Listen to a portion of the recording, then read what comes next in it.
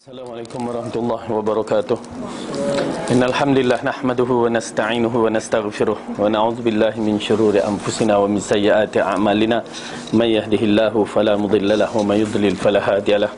Asyhadu an la ilaha illallah wahdahu la syarika lah wa asyhadu anna Muhammadan abduhu wa rasuluh. Amma ba'du, fa inna khairal kalami kalamullah wa khairal huda huda Muhammadin sallallahu alaihi wasallam wa syarral umuri muhdatsatuha wa kullu muhdatsatin bid'ah wa kullu bid'atin dhalalah wa kullu dhalalatin finnar. Alhamdulillah, pertama kita rafakkan syukur kita kepada Allah Subhanahu wa taala yang menghidupkan kita, yang mengumpulkan kita pada hari ini pada hari cuti sekolah, masya-Allah ya. Dan menjadikan kita di antara hamba-hambanya yang masih lagi diberikan ruang, kekuatan, kesihatan untuk hadir dalam majlis ilmu. Dan kita mengharapkan dengan adanya majlis ilmu ini, Allah memberikan kita pertama ilmu yang bermanfaat, yang kedua istiqamah dalam melaksanakan tuntutan Allah, ilmu yang bermanfaat ini, dan seterusnya Allah menerima amalan kita yang menjadikan kita di antara amalan yang berat di sisinya nanti, insya-Allah. Mudah-mudahan Allah beratkan timbangan kita dan pemudahkan bagi kita jalan ke syurga. Amin ya rabbal alamin. Kita masuk bab yang baru, bab yang berkaitan dengan istiqamah. Bab istiqamah yakni bab berkaitan dengan teguh pendirian terhadap agama Islam, ajaran Islam, ajaran Al-Quran dan As-Sunnah. Bab istiqamah berkaitan dengan bab satu, ketegasan kita dalam mempertahankan agama ataupun berdiri tegas dalam beragama. Ianya amat penting, kerana kalau tidak ada istiqamah, maka dia akan berbolak-balik, yang menyebabkan sekejap kita beramal, sekejap kita tak beramal. Dan dengan adanya istiqamah ini juga yang menyebabkan pahala kita boleh berterusan. Bagaimana pahala itu berterusan? Apabila kita sakit, selalu kita beramal, tiba-tiba kita sakit, tak mampu untuk beramal, maka pahala tu akan kita dapat kerana disebabkan istiqamahnya kita dalam siri amalan-amalan. Misalnya kalau kita sentiasa solat duha, tiba-tiba pada hari itu tak dan nak solat duha, sibuk ya, tak dan, bukan tak nak, tak dan, tapi dah terlepas, maka Allah akan berikan juga pahala kerana istiqamah kita tu. Begitu besar ganjaran untuk istiqamah. Dan apatah lagi kalau kita beristiqamah dalam masalah berjemaah, sentiasa dalam ukhuwatul Islamiyah, dan istiqamah dalam mempertahankan agama, itu kemuncak dalam kehebatan siri beragama. Bila kita mampu berdiri tegas, ya, berdiri dengan kukuhnya dalam mempertahankan agama, insya-Allah ya, kita akan mendapat yang terbaik, ganjaran yang terbaik. Dan kita telah menyaksikan, walaupun orang ramai tidak beriman kepada para nabi, hanya seorang yang beriman kerana dia istiqamah dan mempertahankannya, maka ganjarannya terlalu besar. Dan kita berada di hari orang tak beristiqamah. Bukan tak beristiqamah, bahkan orang yang mengambil agama Islam secara yang tak mengikut Quran dan Sunnah, mereka istiqamah dengan perkara tersebut pula. Dan kita berbeza. Oleh kerana itu penting beristiqamah dalam kebenaran dan bukan istiqamah dalam tidak kebenaran. Jadi penjelasan bab ini sebagai dalil akan pentingnya istiqamah dalam menjalankan agama Allah, bahawa seorang hamba harus teguh pendirian, tidak melebihkan dan tidak menguranginya, tidak pula mengubah dan mengganti. Adapun selain dalam urusan agama Allah yang menghindari atau berubah-ubah, maka hal ini tidaklah termasuk istiqamah dalam syariat Allah Subhanahu wa taala. Istiqamah itu harus bisa seimbang dalam segala hal sehingga menjadi manusia yang istiqamah. Okey. Maksudnya hanya urusan agama yang kita dituntut dalam beristiqamah betul-betul. Tapi bab-bab dunia pun kalau yang baik itu apa salahnya? Kan? Tapi kalau yang tak baik jangan. Ya, istiqamah aja tengok TV, masya-Allah. Tak masak, tak apa, istiqamah juga, kan? Baik. Di dalam ayat dalam surah Hud, buka surah Hud ayat 112.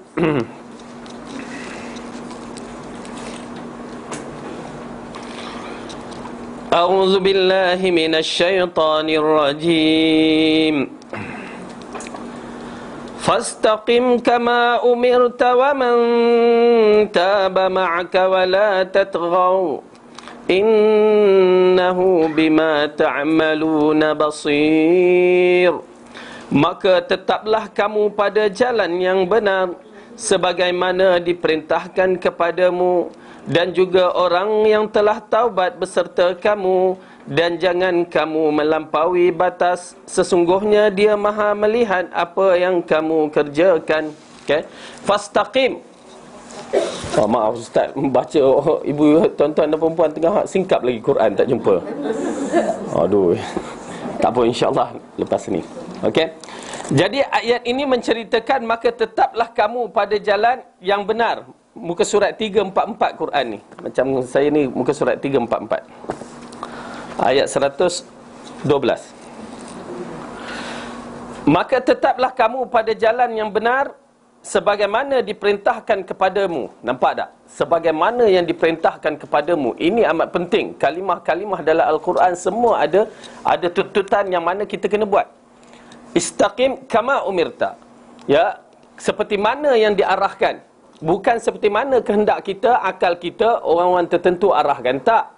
Tetapi yang dimaksudkan istaqim seperti mana Allah arahkan. Ini kepada Rasulullah. Dan bila kita berada sekarang ni, seperti mana Allah dan Rasul arahkan. Okay? Kita ikut. Jangan melampaui batas dalam siri-siri istiqamah ini. Kita tengok ya. Maka tetaplah kamu pada jalan sebenar sebagaimana diperintahkan kepadamu, dan juga orang yang telah bertaubat serta kamu, dan janganlah kamu melampaui batas. Ya. Sama ada dalam istiqamah amalan-amalan, jangan, tak boleh melampaui batas. Kurang tu mungkin berlaku, tapi melampaui batas tu jangan. Kerana apa? Kerana dalam beragama dia tidak boleh melampaui batas. Ghulu fid din dikatakan. Yang sampai 3 orang yang bertemu dengan Ummahatul Mukminin tu bertanya, ya apa yang Rasulullah buat? Akhirnya mereka mengatakan, itu Rasulullah, kami lain. Jadi seorang tak nak makan, nak berpuasa, seorang lagi nak bertahajud, tak nak tidur, seorang lagi tak nak kahwin. Jadi itu ghulu, berlebih-lebih. Nak buat benda yang baik tetapi berlebih-lebih. Nampak tak bagaimana Islam tapihkan balik? Tak boleh. Jadi di sini dikatakan jangan kamu melampaui batas, sesungguhnya dia maha melihat apa yang kamu kerjakan. Oleh kerana itu bila kita cinta Rasulullah, apa syarat yang diperlukan? Ittiba', mengikut Rasulullah. Tak boleh lebih-lebih. Kalau lebih-lebih itu yang bila baca selawat tu dia mula bergerak badan dia kan. Lepas tu mula tangan pun bergerak kan. Lepas tu ya hanana jadinya. Ya. Itu kesan berlebih-lebih, ghulu, dan dilarang sama sekali. Tetapi ianya diikuti dengan i'tiqad, itu yang masalahnya. Bila masuk bab i'tiqad, bab kepercayaan dalam jiwa dia, dia masuk bab akidah. Letih. Ya. Bid'ah dalam ibadah akhirnya jadi bid'ah dalam i'tiqad.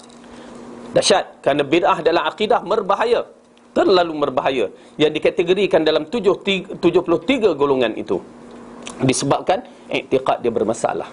Okey, baik. Kemudian Allah berfirman di dalam surah Fussilat. Okey, jom kita buka sama-sama. Surah yang ke-41. Cari juzuk ke-24. Kalau Quran yang sama saya ni muka surat 777.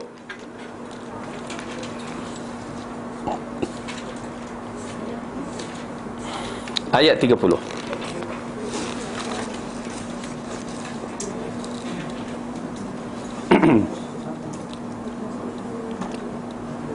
Jumpa?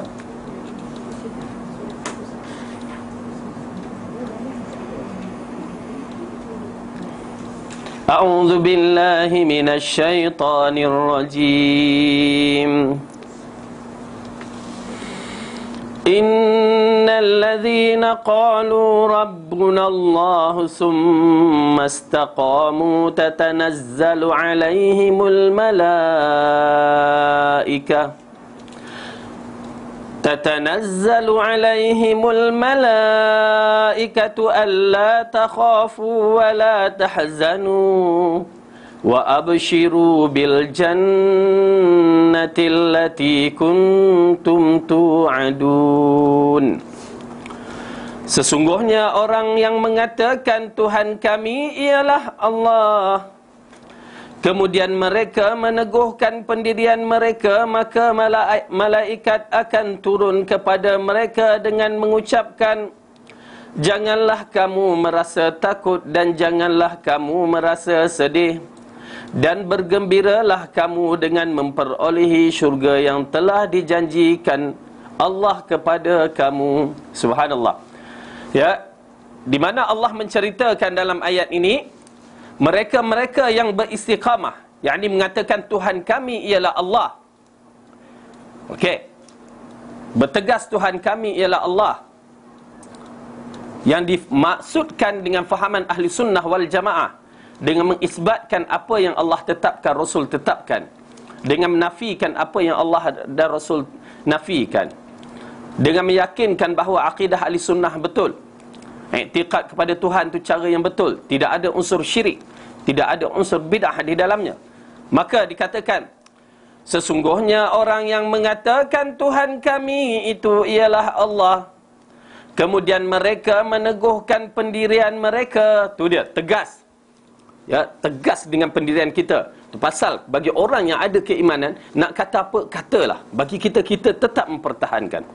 Orang yang bawa akidah ahli sunnah, yang kita anuti sekarang ini, yang kita anuti seperti imam-imam yang besar, seperti Imam Syafi'i, Imam Malik, dan kita anuti seperti zaman tabi'in anuti Abdullah ibnu Mubarak, ya, Tawus, Mujahid, Hasan al-Basri, dan kita anuti seperti Rasulullah dan sahabat anuti. Ya, maka bila kita yakin dengan apa yang dianutikan ini, maka pertahankan, jangan berganjak. Subhanallah, ujian yang ada, yang akan datang, ya, terlalu berat. Tetapi istiqamah, bertahan, bukan senang. Ya, kita tak kena uji lagi. Minta na'udzubillah, jangan diuji. Tetapi kita mengatakan, orang-orang bila yang mengaku dirinya telah beriman, maka dia akan diuji dengan ujian yang mengikut iman masing-masing. Ini berdalilkan di dalam surah, okey, pegang ayat-ayat ni, surah Fussilat ni simpan dulu, tak habis lagi. Di dalam surah Al-Ankabut, surah yang ke-29.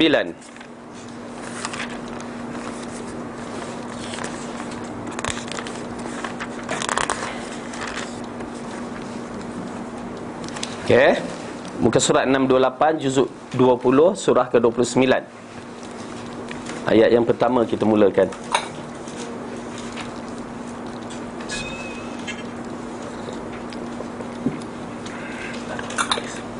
Jumpa?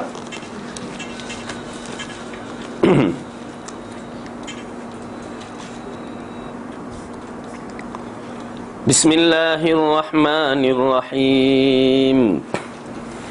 Alif Lam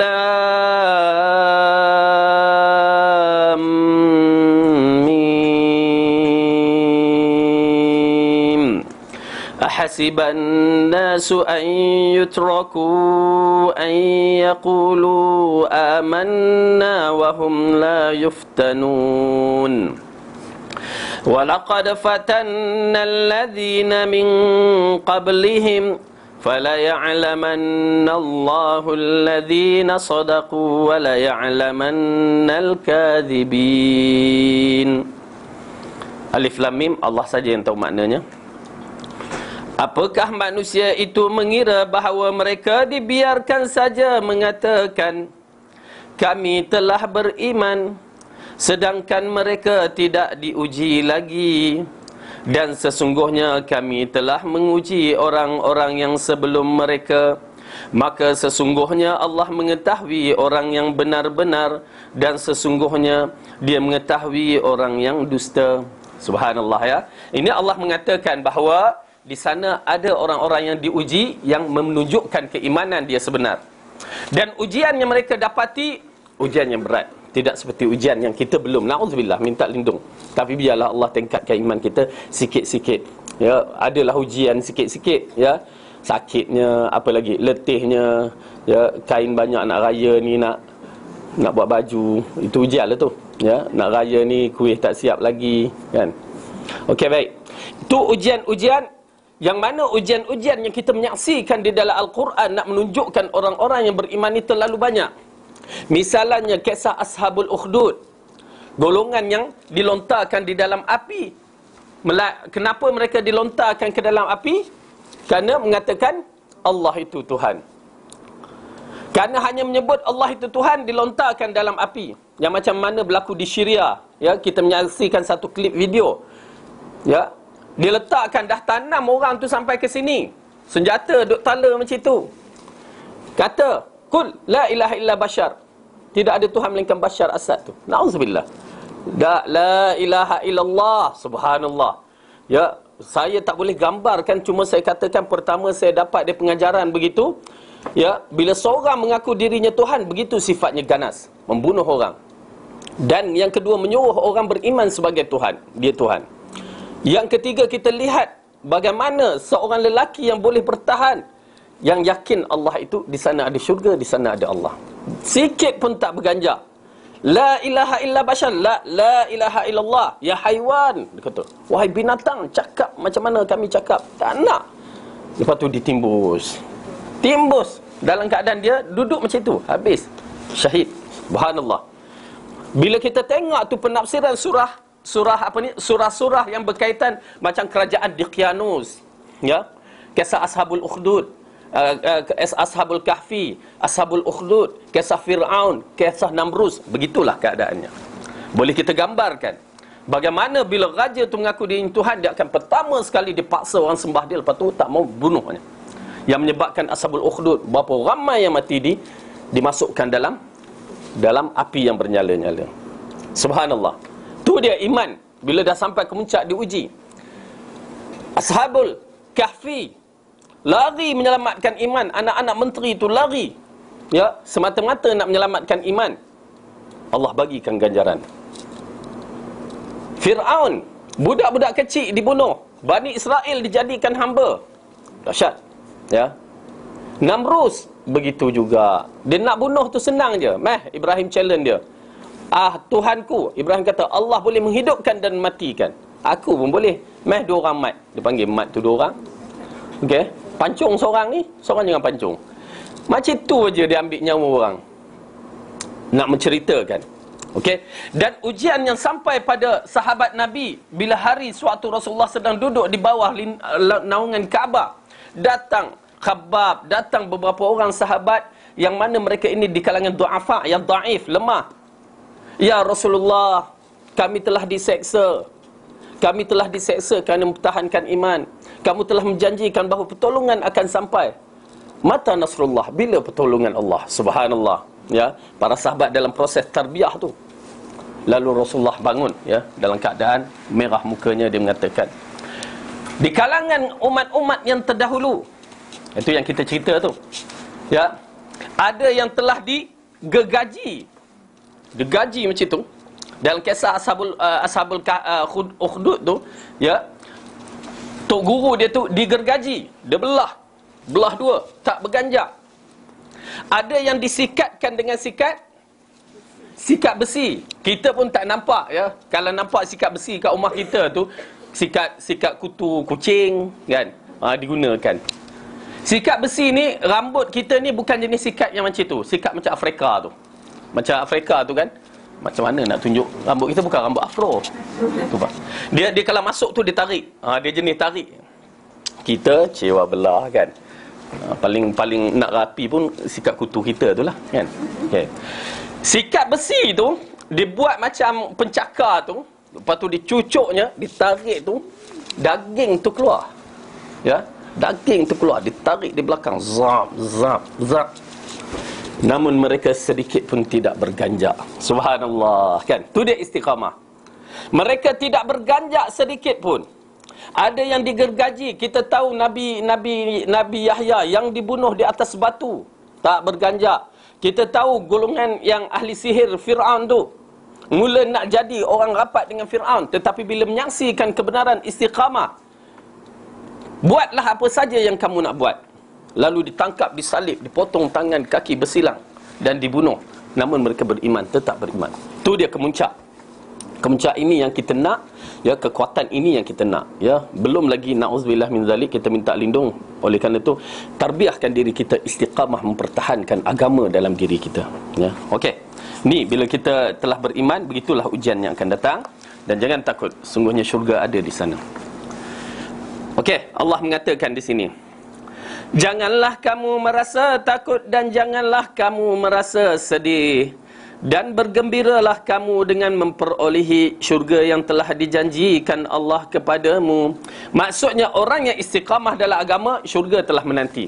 Begitu kedudukannya. Subhanallah. Pertama, dia tak perlu rasa takut dan rasa sedih. Dan dia kena tahu bahawa Allah telah menjanjikan syurga untuknya. Kemudian Allah mengatakan lagi, nahnu awliya'ukum fil hayatid dunya wa fil akhirah walakum fiha ma tashtahi anfusukum walakum fiha ma tadda'un nuzulan min ghafurir rahim. Kami pelindung-pelindungmu dalam kehidupan dunia dan di akhirat. Di dalamnya kamu memperolehi apa yang kamu inginkan, dan memperolehi pula di dalamnya apa yang kamu minta, sebagai hidangan bagimu dan Tuhan dari Tuhan yang Maha Pengampun lagi Maha Penyayang. Okey. Dalam ayat ni mengatakan walakum fiha ma tashtahi. Tashtahi ni bentuk nafsu kita, nak makan, nak apa, tu dia. Yang kita nak apa, cakap je. Ya, masya-Allah. Ya, apa yang kita nak di akhirat semua boleh dapat. Tapi di dunia belum tentu dapat. Walaupun kita nak, walaupun kat kedai makan kita nak, dia tulis dah jus apa, apple asam boy. Tanya-tanya, tak ada, la ilaha illallah. Habis yang tulis tu, oh dah habis. Tak apalah, dah habis hari tu, hari esok pun dah habis juga. Amboi. Baik. Kemudian ini di antara pujian-pujian Allah terhadap kita bagi orang yang istiqamah. Dan di dalam ayat sebelum masuk kepada hadis, surah Al-Ahqaf, surah yang ke-46,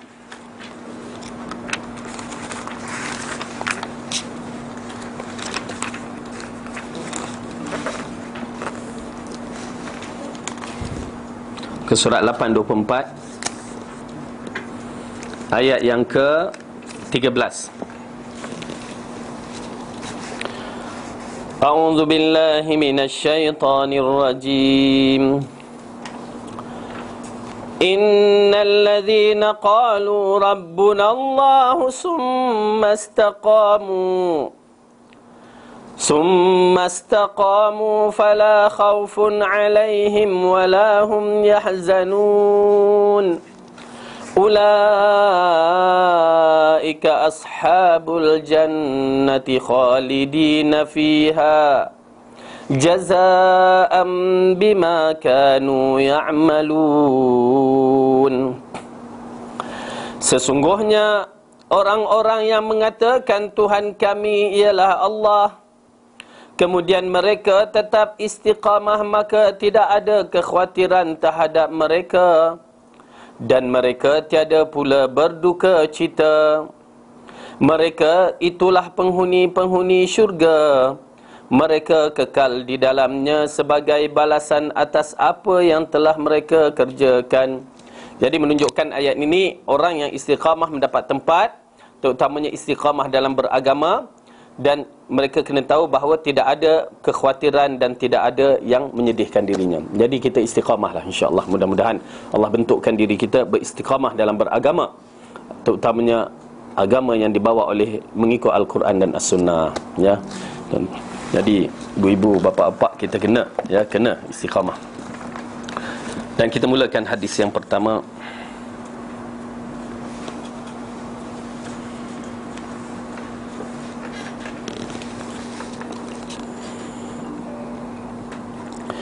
وعن أبي عمرو وقيل أبي عمرة سفيان بن عبد الله قال قلت يا رسول الله قل لي في الإسلام قولا لا أسأل عنه أحدا غيرك قال قل آمنت بالله ثم استقم. رواه مسلم. Dari Abu Amr, ada yang mengatakan Abu Amrah Sufyan ibnu Abdullah, dia berkata, saya bertanya kepada Rasulullah sallallahu alaihi wasallam, wahai Rasulullah, katakan kepadaku satu ucapan dalam ajaran Islam yang aku tidak dapat menanyakan tentangnya selain engkau. Beliau menjawab, katakanlah aku beriman kepada Allah, kemudian berlakulah istiqamah. Okey, ini dia satu pertanyaan yang mana sahabat-sahabat radhiyallahu anhum akan bertanya kepada Rasulullah satu perkara yang paling baik kadang-kadang, yang tak pernah orang tanya. Dan ini menunjukkan betapa para sahabat mencari maklumat-maklumat untuk dia beramal dengannya. Ya, bukan sebagai tanya je lepas tu tak ada apa-apa. Jadi Rasulullah sallallahu alaihi wasallam mengatakan, seolah-olah kemuncak ajaran Islam ini dalam siri amalan-amalan, katakan aku beriman kepada Allah, dengan konsep ataupun perkataan bukan sekadar la ilaha illallah tu, ya, mengatakan amantu billah ni, lepas tu kita biarkan apa juga amalan kita tak mengikut seperti mana yang kita ucapkan. Dengan arti kata lain, kalimah la ilaha illallah yang ikhlas tu kita buat tak peduli. Aku dah sebut la ilaha illallah banyak pun, pagi tadi 100 kali, siap bergoyang-goyang, ya, bukan begitu.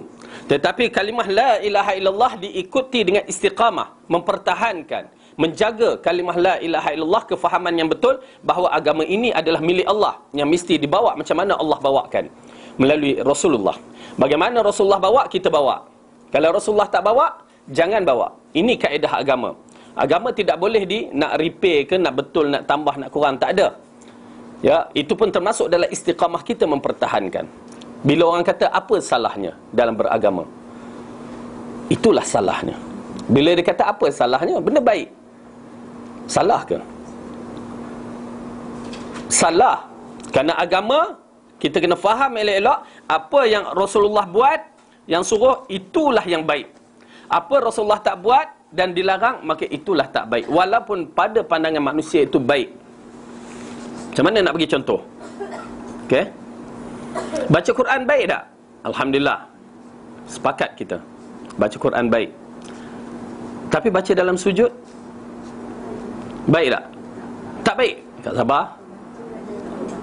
Pasal ada larangan. Rasulullah kata jangan baca dalam sujud. Baca dalam jamban, amboi mentang-mentang nak tilawah, ya, dibaca dalam jamban, tak boleh. Okey, jadi kita kena faham yang baik itu apa yang Allah dan Rasul kata baik. Bismillah, confirm baik. Bismillahirrahmanirrahim. Nak baca ni bismillah kan. Tiba-tiba sampai surah Bara'ah, surah Taubah, ada tak bismillah? Takkan jumpa bismillah. Carilah kok silap cetak ke apa ke, kan? Pergi, takkan jumpa bismillah. Kita pula ahli tilawah, ini bawa balik Batam kan, bawa balik Batam sana, musabaqah tengah dahsyat sana, hotel semua naik-naik, kita duduk jauh sana, ya.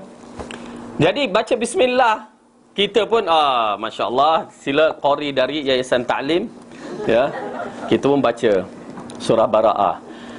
A'udzubillahi minasyaitanirrajim. Nak sedap. Bismillahirrahmanirrahim. Bara'atum minallahi wa rasulih. Amboi, sedap kan. Tengok-tengok hakim kata kosong, la ilaha illallah. Kecuali kalau hakim tu memang tak erti, ya, confirm kosong. Macam mana boleh baca bismillah pada surah Bara'ah? Berdosa tak baca? Berdosa? Tak. Ya, salah, berdosa. Kerana apa? Kerana surah Bara'ah tak ada bismillah. Kenapa nak baca bismillah? Rasulullah pandai ke kita pandai? Rasulullah. Oleh kerana itu agama Rasul, mengikut Rasulullah, bukan ikut pemikiran kita. Itu yang jadi. Kalau kita ikut pemikiran kita, apa salahnya ustaz? Baik, silaplah kita. Baik pada sisi kita dan tidak baik di sisi Allah. Baik, okey, kita masuk. Mana ke hadis?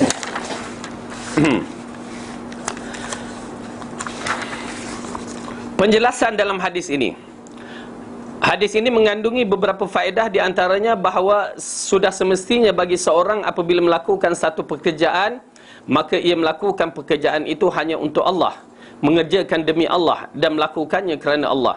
Kerana sesungguhnya ia tidak akan istiqamah dalam agama kecuali setelah memiliki iman kepada Allah.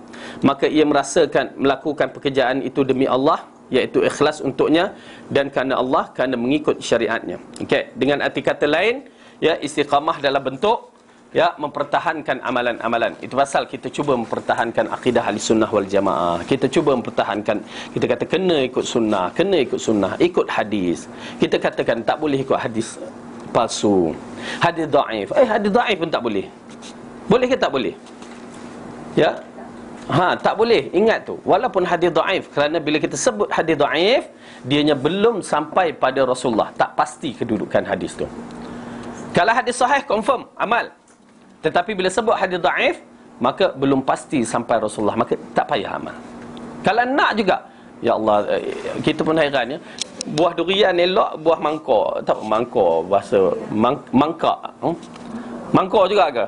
Orang Perak panggil mangkok. Mangka. Amboi, nak kena dengan ni kan.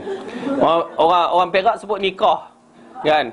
Bila sampai kat Kuala Lumpur, sahabat saya kena 3 kali ucap. Pasal apa? Tak betul.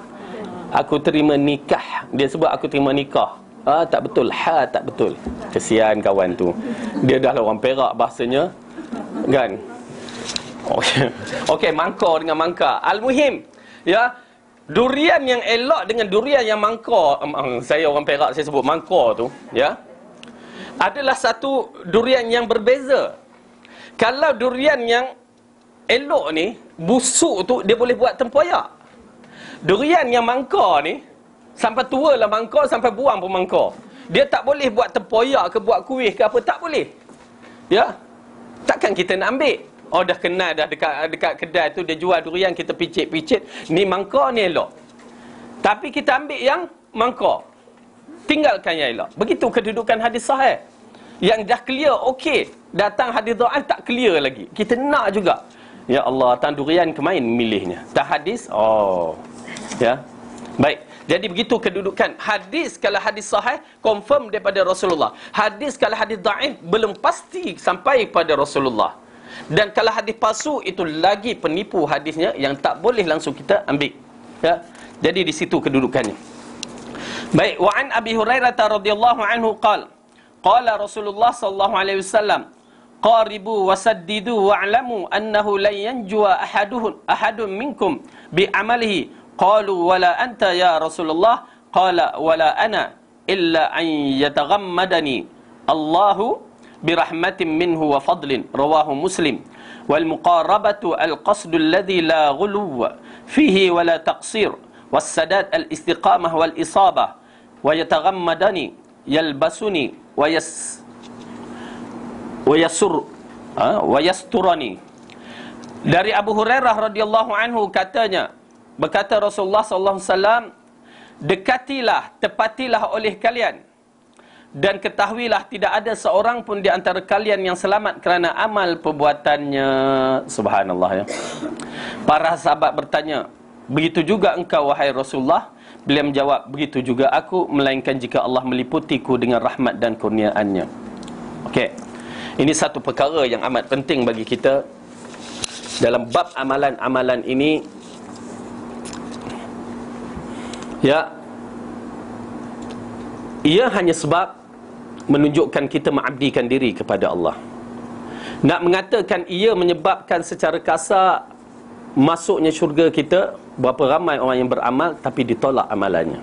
Okey, oleh kerana itu dalam hadis ni Rasulullah kata, qaribu, ya, qaribu, dekatilah, wasaddidu, tepatilah, yakni istiqamah. Dalam ni penafsiran dia, al-muqarabah maksudnya yang tidak melebihkan dan tidak mengurangi. As-sadad, berlaku istiqamah dan tepat.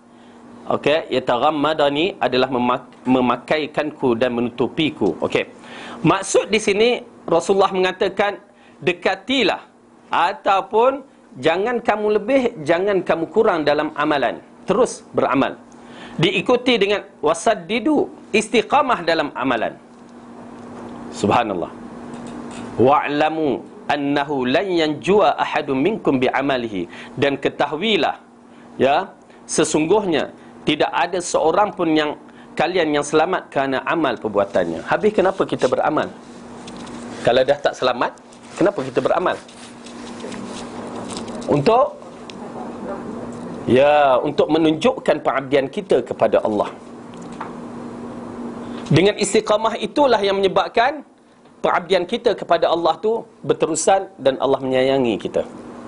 Allah redha kita. Dan Allah takkan mungkir janji. Bila kamu beramal, dia akan masukkan kamu syurga. Kalau ikut kita nak beramal, ibu-ibu, ya, tuan-tuan dan perempuan, kita nak beramal dengan amalan yang kita tunjuk ni, agak-agak boleh masuk syurga tak? Belum tentu. Kalau dengan amalan kita ni jauh dengan amalan para rasul, para sahabat. Tetapi rahmat Allah yang menyebabkan seorang itu masuk syurga. Rahmat Allah lah yang menyebabkan kita ni insya-Allah mudah-mudahan masuk syurga. Tapi dengan ada amalan, Allah tingkatkan, dibagikan. Tapi kalau dia nak ambil orang yang bawah terus ke atas, memang dia akan lakukan rahmat Allah. Itu pasal bila seorang lelaki itu ditunjukkan 99 amalannya, tak ada apa-apa, semuanya jahat-jahat, tak baik, tak baik, tak baik, tak baik. Hanya ada kalimah la ilaha illallah. Itu penentu dia. Lalu ditanya, bagaimana kedudukan amalan ni? Malaikat silap ke rekod apa yang kamu buat? Tak, ya Allah. Kok tersilap ke? Tak, ya Allah. Atau kena tipu ke? Tak, ya Allah. Habis macam mana? Boleh lepas? Tak boleh lepas, dia kata. Okey, menunjukkan. Lalu dia bawa kalimah la ilaha illallah, dan diletakkan pada satu timbangan itu dengan dosa-dosa. Habis, berat terus. Siapa yang pernah tengok Daching, Daching, ini bukan kempen UMNO Barisan Nasional kan, tapi Daching, orang berniaga dulu kan, dia letak tu berat, dan dia letakkan amalan kalimah la ilaha illallah saja, zub, terus terangkat dosa-dosa, menunjukkan kalimah la ilaha illallah itu berat. Dan menunjukkan rahmat Allah itu terbuka luas. Kalaulah kita menyaksi rahmat Allah, saya sampai satu tahap rasa tak boleh nak berfikir betapa hebatnya rahmat Allah kepada kita pada hari kiamat. Amalan sedikit dia letak syurga yang maha tinggi. Subhanallah. Amalan macam ni tadi, tak ada amalan, dia masukkan juga ke dalam syurga. Dahsyat tu. Menunjukkan betapa Allah itu maha pengampun, maha penyayang, maha segala-galanya. Oleh kerana tu, ya, tuan-tuan dan perempuan, minta pada Allah, minta diampunkan, minta Allah masukkan syurga, minta Allah samakan kita dengan Rasul, duduk dengan para Rasul, dengan Rasulullah SAW. Minta, kerana sifat pemurah Allah itu memang dahsyat. Sifat pengampunnya itu memang dahsyat. Saya sampai bila teringat duduk menung, subhanallah, sampai kita tak boleh bak kata nak menghukum orang tu semudah itu. Kamu ahli neraka, tak boleh. Kerana Allah membuka pengampunannya, tak ada tolak bandingnya. Bayangkan dalam hadis kursi, wahai hamba-Ku yang dikasihi, jika kamu datang kepadaku dengan membawa dosa sebanyak langit dan bumi. Ui, besar dosa tu. Kamu datang, ya Allah, tengah malam tu kita bertahajud, ya Allah, ampunkan aku. Aku akan ampunkan, aku tak peduli. Subhanallah. Saya pun tak terfikir dengan keadaan pengampunan yang bagaimana Allah nak bagi kat kita. Oleh kerana itu minta. Istiqamahkan kita dalam beramal, teruskan. Mana tahu wallahu alam kita yang ada di sini dan yang mungkin menonton ni, Allah bagikan kita syurga pertama dengan Rasulullah. Amin ya rabbal alamin. Cepat kata amin, jangan biarkan begitu. Mana tahu? Ya, betul, saya serius. Oleh kerana itu saya katakan minta. Kerana bila kita menyaksikan Asma'ul Husna yang Allah memiliki, semuanya sifat agung, bila diterangkan dalam konteks pribadi Allah itu sendiri, sifat Allah itu sendiri, maha suci Allah daripada sifat kekurangan. Bila dia mengampun, pengampunan yang tidak ada tolak banding. Kita kalau salah sikit nak ampun tu susah. Orang, anak mungkinlah, tapi kalau orang lain tu mungkin ada terdetik dalam hati, tersimpan lagi. Tapi Allah tidak begitu. Dia ampunnya, dia buka segala-galanya. Okey. Jadi oleh kerana itu, amalan-amalan kita ini menunjukkan pengabdian kita kepada Allah. Itu menunjukkan pengabdian kita pada Allah, istiqamah kita nak menyambut suruhan Allah, mengikut suruhan Allah. Dan Allah akan masukkan kita dalam rahmatnya, dan insya-Allah Allah akan masukkan kita ke dalam syurga. Ya, jadi di sinilah menunjukkan bahawa Rasulullah mengatakan, ya, jangan kamu kurang dalam sudut amalan. Ya, terkurang itu sifat kelemahan kita, tak dinafikan. Namun nak berlebih-lebihan tidak. Okey. Kemudian berlakulah istiqamah, dan ketahuilah tidak seorang pun di antara kalian yang selamat kerana amal perbuatannya. Para sahabat bertanya, kamu pun Rasulullah? Ya, menunjukkan tegas bahawa hatta Rasulullah itu pun atas rahmatnya. Tidak juga aku, melain jika Allah meliputiku dengan rahmat dan kurniaannya. Dan sudah tentu Sayyidul Anbiya, ketua para nabi, diliputi dengan rahmat yang tertinggi, ya. Jadi oleh kerana tu kita cuba beramal dan istiqamah dalam amalan. Dan ingat, ya, kadang-kadang ingat saya katakan, termenung fikir balik sifat pengampunan Allah tu maha hebat, maha agung. InsyaAllah kita pun bukan, wallahu alam, apa dosa yang kita lakukan. Ya, mungkinlah ada kan, tetapi mungkinlah tak ada kabair yang kita lakukan, dosa-dosa besar. Allah tak akan mengampun ke? Subhanallah, Allah akan mengampun. Kalau lelaki yang telah melakukan dosa besar 99, dibunuh lagi seorang si jahil tu jadi 100, ruang taubat masih ada lagi 100 kabair. Kemuncak di antara dosa besar 100 dosa besar, Allah bagi pengampunan. Cuba bayangkan, wanita Bani Israel yang seorang penzina masih ada rahmat kasih sayang. Dia bagi anjing tu minum air. Di atas rahmat dia, Allah ampunkan dia. Subhanallah. Dahsyat ya pengampunan Allah. Itu pasal pengampunan Allah ni sukar untuk difahami, tetapi maha hebat pengampunannya. Dan mudah-mudahan Allah ampun kita segala dosa kecil, dosa besar yang pernah kita lakukan atau yang akan datang. Minta Allah ampunkan dosa kita, insya-Allah, mudah-mudahan Allah ampunkan. Okey? Baik.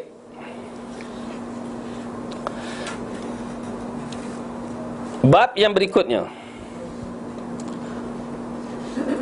bab tafkir fi azimi makhluqatillahi ta'ala wa fana'id dunya wa ahwalil akhirah wa sa'iri umuri wa taqsirin nafs wa tahdibiha wa hamliha ala istiqamah.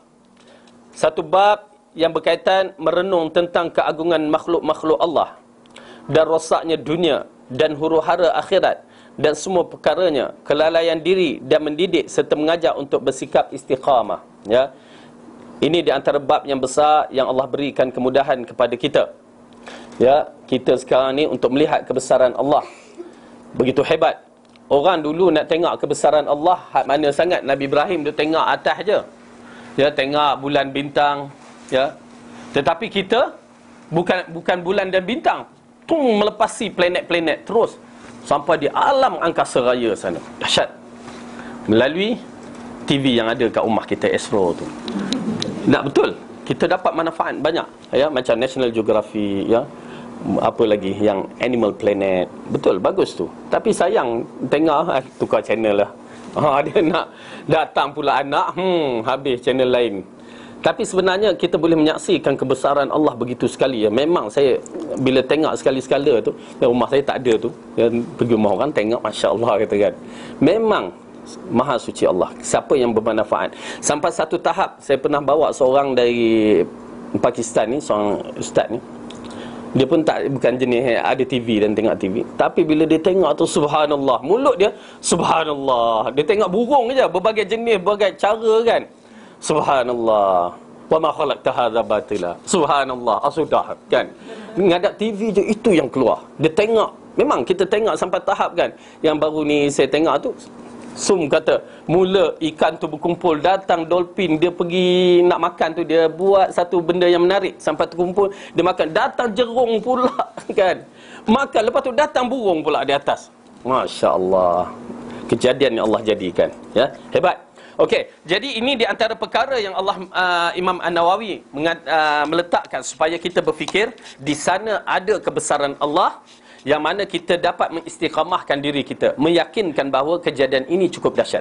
Itu pasal kalau seorang itu berpendidikan, misalnya seorang doktor, ya, doktor dalam perubatan, dia akan menyaksikan dalam biologi tubuh badan kita ni begitu hebat kejadian, tak dapat nak difikirkan oleh akal, ya.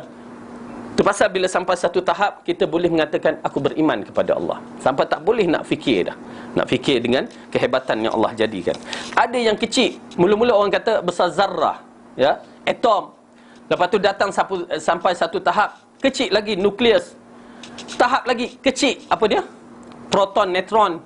Kecil lagi, wallahu alam. Ada lagi istilah-istilah yang kita tak dapat nak bicara. Maha suci Allah. Itu kejadian. Itu belum DNA yang ada pada tubuh badan kita.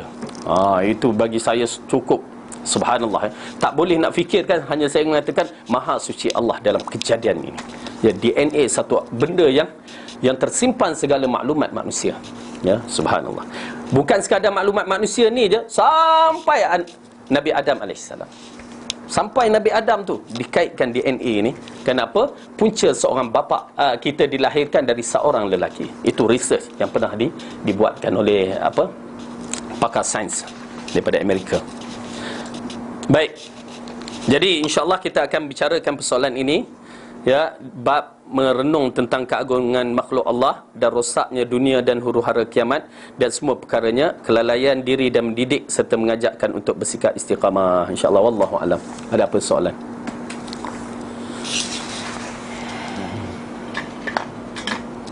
Ada apa soalan?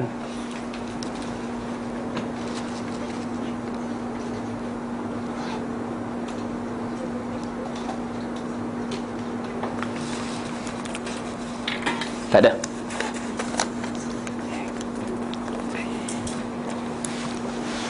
Baik, kalau tak ada apa-apa, yang baik itu datang daripada Allah. Salah dan silap di kelemahan saya sendiri. Aqulu qawli hadza wa astaghfirullahu li wa lakum. Assalamualaikum warahmatullahi wabarakatuh. Subhanakallahumma bihamdika asyhadu an la ilaha illa anta astaghfiruka wa atubu ilaik.